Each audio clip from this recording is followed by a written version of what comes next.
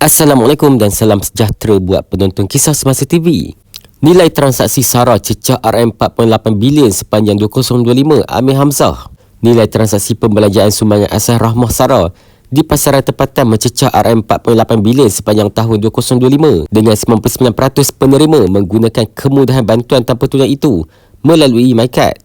Menteri Kewangan II Datuk Seri Amir Hamzah Azizan berkata, daripada peruntukan RM5 bilion bagi SARA bulanan di bawah sumbangan tunai Rahmah STR, hampir 56 juta penerima menggunakan MyCard untuk membeli barangan asas di premis berdaftar.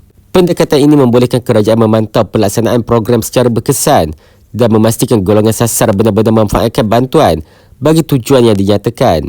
Peningkatan peruntukan STR dan SARA dari tahun ke tahun ialah komitmen kerajaan dalam memperkukuhkan jaringan keselamatan sosial. Bantuan ini khususnya SARA merupakan mekanisme bantuan bersasar yang membantu rakyat menangani pendekatan kos sara hidup. Amir Hamzah menjawab soalan Datuk Seri Dr. Zaliha Mustafa mengenai jumlah peruntukan program SARA melalui sistem MyKasih yang dibelanjakan sepanjang tahun 2025 dan nilai sebenar transaksi dijana dalam pasaran tempatan. Dr. Zaliha juga ingin tahu status baki bantuan yang tidak dibelanjakan sehingga tahun leput 31 Disember 2025 serta plan penambahbaikan sistem bagi 2026.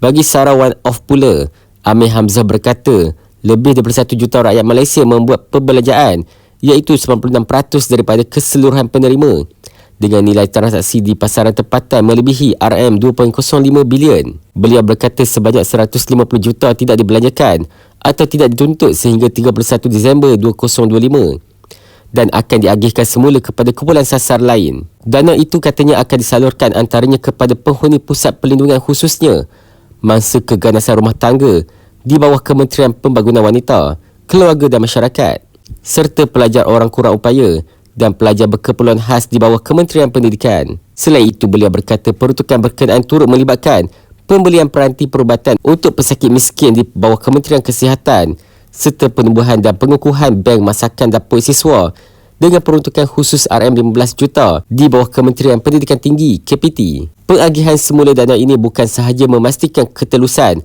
dan kecekapan pengurusan kewangan awam, malah memperkukuh jaringan keselamatan sosial negara. Tumpuan kepada kumpulan rentan seperti mangsa keganasan rumah tangga, OKU dan pesakit miskin memperlihatkan keutamaan kerajaan terhadap prinsip keadilan sosial dan kemanusiaan. Langkah ini juga membuktikan keupayaan kerajaan mengurus dana awam secara fleksibel dan responsif terhadap keperluan semasa. Ia turut mencerminkan pendekatan kerajaan yang lebih bersasar dan inklusif dalam menangani isu kebajikan sosial, katanya.